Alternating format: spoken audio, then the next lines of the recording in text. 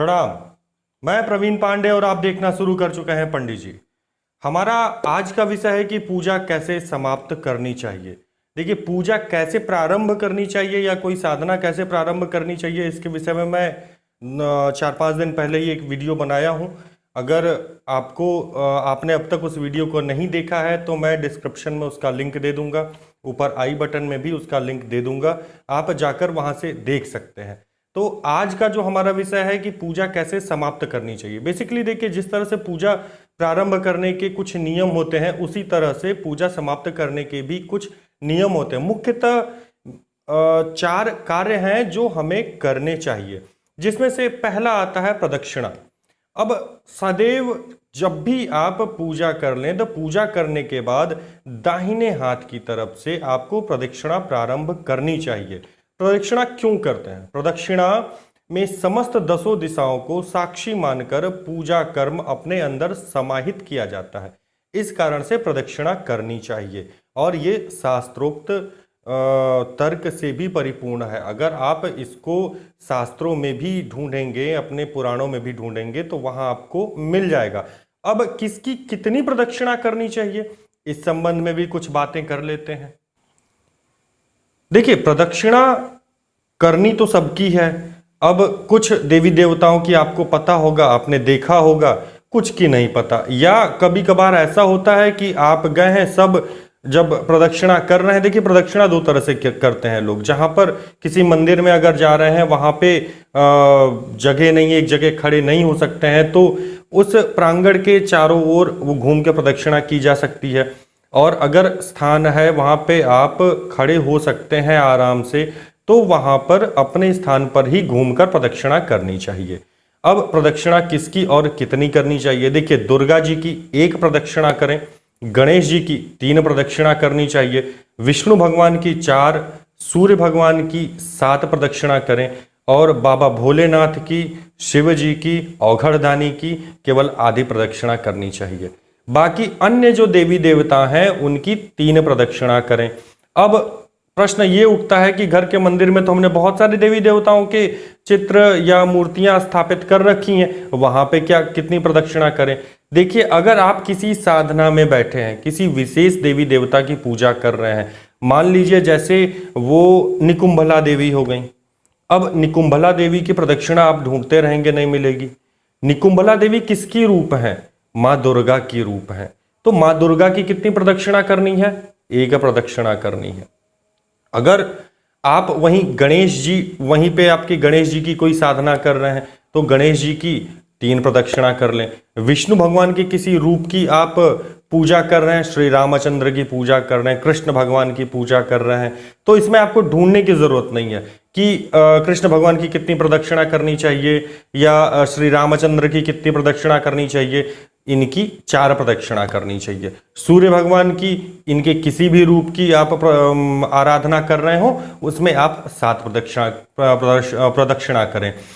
अकेले भोलेनाथ ऐसे हैं जिनकी आधी प्रदक्षिणा आपको करनी चाहिए। अब घर में जो सवाल अभी थोड़ी देर पहले उठा था कि घर में अगर आप पूजा पाठ कर रहे हैं तो कितनी प्रदक्षिणा करें, वहां पर अगर कोई विशेष अनुष्ठान नहीं है, मतलब कि कोई साधना या अनुष्ठान कोई नहीं कर रहे हैं आप, उस स्थान पर केवल संध्या वंदन आप करते हैं, तो आपको 3 प्रदक्षिणा करनी चाहिए और ये पर डे करनी चाहिए। जब भी आपका पूजन समाप्त हो तो सर्वप्रथम आपको प्रदक्षिणा करनी चाहिए।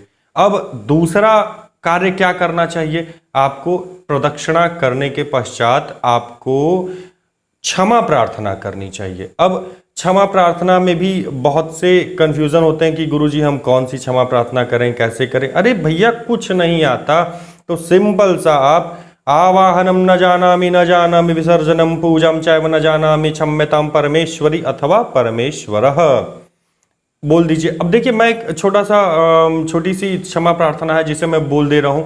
इसमें देव के लिए भी है और देवी के लिए। मैं वहां बोलते जाऊंगा कि परमेश्वर मतलब भगवान के लिए, और क्या करेंगे तो देवी के लिए हो जाएगा। देखिए, आवाहनम न जानामि विसर्जनम पूजम चैव न जानामि क्षम्यताम परमेश्वरी अथवा परमेश्वर।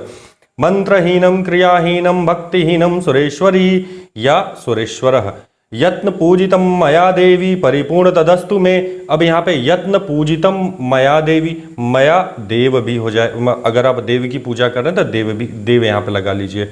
अपराध शतम कृत्वा जगदम्बेति चोच्चरेत् याम गतिम संवापनोति न तम ब्रह्मदयासुराः शापरोदस्मिन् शरणं प्राप्त्वं जगदम्बिके इदानीमनुकम्प्योऽहं यथेच्छसि तथा कुरु अज्ञानाद्विस्मृते भ्रान्त्या यन्न यूनधिकं कृतं तत्सर्व मे देवी क्षम्यतां प्रसीद परमेश्वरी। कामेश्वरी जगन्नमाता सच्चिदानंद विग्रहे गृहाणाचार्मिमां प्रीत्या प्रसीद परमेश्वरी। गुह्याति गुह्या गोपत्री त्वं गृहाणास्म कृतम जपम सिद्धि भरवतु मे देवी त्व प्रसादात् सुरेश्वरी। श्री दुर्गा प्रणमस्तु। देखिए ये जो लाइन अभी मैं आपको बोला हूँ, लास्ट की जो दो लाइनें हैं, गुह्या तिगुह्या गोपत्री त्वम गृहाणास्म कृतम जपम सिद्धि भरवतु मे देवी त्व प्रसादात सुरेश्वरी श्री दुर्गा प्रणमस्तु। जब भी, ये विशेष तौर पे लाइन उन लोगों के लिए है जो लोग किसी न किसी साधना में व्यस्त हैं, किसी न किसी साधना का अनुष्ठान कर रखे हैं। हमेशा मंत्र जप करने के पश्चात आपको ये लाइन पढ़नी चाहिए, इससे आपके मंत्र जप की सुरक्षा होती है। अब चलिए आते हैं, अच्छा एक चीज और, जो ये न पढ़ पावे, ठीक है, इसमें बहुत से कंफ्यूजन हो सकता है आपको हो। मैंने 2-3 बार केवल बताया कि यहाँ परमेश्वर या परमेश्वरी, देवी या देव लगा दीजिए। हो सकता है कि कुछ लोग न समझ पावे इसे। तो देखिए, अगर आप मंदिर में पूजन कर रहे हैं, आपकी इष्ट देवी हैं कोई, तो आप इसे जिस रूप में है उसी तरह से आप क्षमा याचना कर सकते हैं।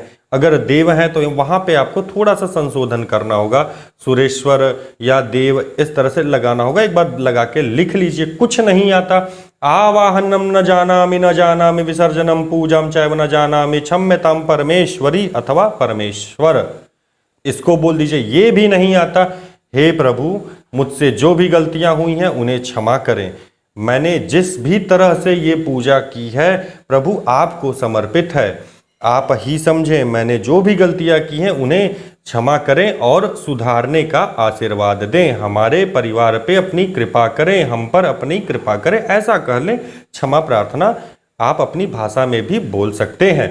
अब जो देखिए तीसरा नंबर जो आता है वो आता है प्रणाम। क्षमा प्रार्थना जब आप कर ले रहे हैं तो फिर प्रणाम कैसे करें। बहुत से लोगों को मैंने देखा, बहुत सी महिलाओं को मैंने देखा, वो साष्टांग दंडवत करती हैं।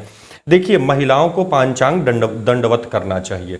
पांचांग दंडवत क्या होता है? घुटने के बल बैठ के अपना सिर जब भूमि पर स्पर्श करते हुए जो प्रणाम किया जाता है उसे पांचांग प्रणाम कहते हैं।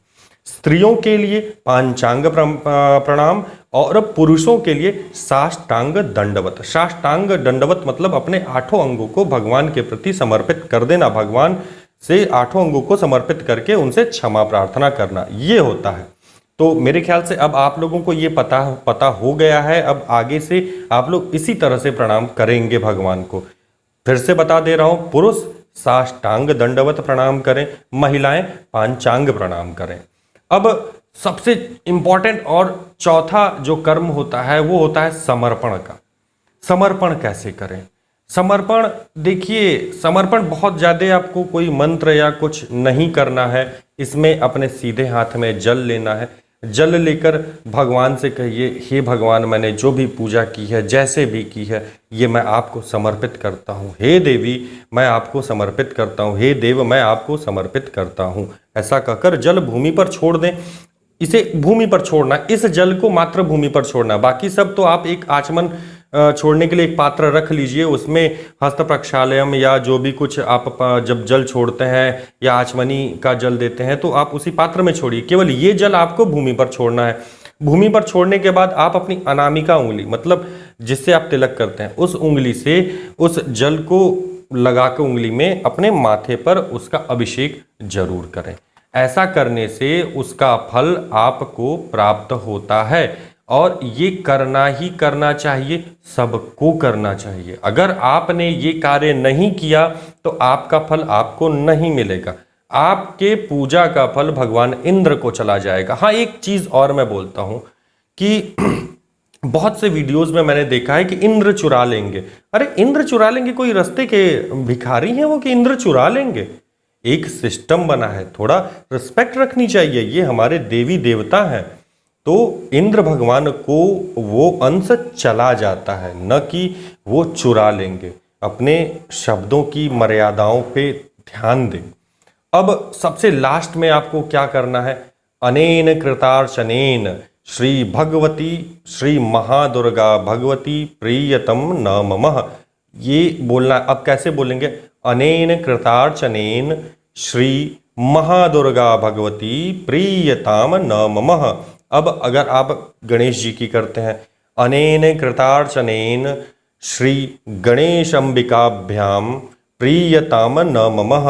महादेव की करते हैं, अनेन कृतार्चनेन श्री महादेव प्रियताम न ममः। मतलब श्री जो है उसके बाद जो आपके इष्ट देव या देवी हैं उनका स्मरण करें, फिर प्रियताम न ममः कर दें। अब हाथ में जल जो लिए उसको पृथ्वी पर आपको छोड़ देना चाहिए, ऐसा कर लीजिए। अब इसके बाद सबसे लास्ट का एक छोटा सा कार्य बचता है। जो छोटा सा कार्य यह है कि जिस आसन पर आप बैठकर पूजा कर रहे हैं उसमें जो आपके सामने राइट हैंड के कॉर्नर पे जो आसन का कोना है उसको धीमे से थोड़ा सा उठाएं, आचमनी से जल वहां एक आचमनी गिराएं और अपनी मध्यमा उंगली से ओम इंद्राय नमः ओम शक्राय नमः, मतलब ओम इंद्राय नमः कहकर एक बार उंगली घुमाएं, फिर ओम शक्राय नमः कहकर एक बार उंगली घुमाएं, मतलब भूमि पर उस जल से गोला बनाएं। जब गोला बन जाए तो प्रणाम करें और आसन देवता को प्रणाम करते हुए वहां से उठ जाएं। ये आपको कार्य प्रतिदिन जब भी आप पूजा से उठते हैं उसके पहले ये आपको कार्य कर लेने चाहिए। तो मुझे लगता है कि आज का टॉपिक आपको अच्छे से समझ में आ गया होगा और बड़ा यूजफुल टॉपिक था। अगर लगे आपको, केवल मेरे ही मत से नहीं कि बड़ा यूजफुल टॉपिक था मैंने बोल दिया, अगर आपको लगे कि हाँ ये यूजफुल टॉपिक है तो वीडियो को लाइक ज़रूर करिएगा और प्लीज़ आपसे रिक्वेस्ट है कि सब्सक्राइब कर दीजिए। 97% लोग सब्सक्राइब नहीं किए हैं तो प्लीज़ उसे सब्सक्राइब करिए, हमारा भी मनोबल उससे बढ़ेगा। अपने कमेंट बॉक्स में ज़रूर दें, लिखें। मैं कोशिश करूंगा कि जो भी आपके प्रश्न होंगे मैं उस पर एक एक छोटी छोटी वीडियोस बना के अपलोड कर दूंगा, जिससे कि आप लोगों को अच्छे से समझ में आए। क्योंकि मैसेज में कभी कभी होता है कि टाइप करने में कुछ स्पेलिंग्स की त्रुटियां हो जाती हैं, मतलब जो हम लिख रहे हैं, हम इंग्लिश तो लिखते नहीं, इंग्लिश में टाइप करते हैं, तो उसमें कुछ त्रुटियां हो जाती है तो समझ में नहीं आता। इसलिए छोटा छोटा वीडियो बना के मैं अपलोड कर दूंगा, वो आपके लिए भी अच्छा होगा, मेरे लिए भी अच्छा होगा। चलिए मिलते हैं फिर अगली वीडियो में, तब तक के लिए प्रणाम।